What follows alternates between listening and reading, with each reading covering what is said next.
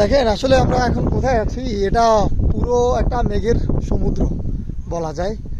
এই মেঘের সমুদ্রে আসলে নিচে এতক্ষণ আরো অনেক বেশি ছিল মেঘ। ইভেন দো ওই পাশে বা এই পাশে দুই পাশেই এখনো মেঘ বহমান আছে। আমাদের অনেক নিচ থেকে মেঘগুলো উঠে আসতেছে এখানে।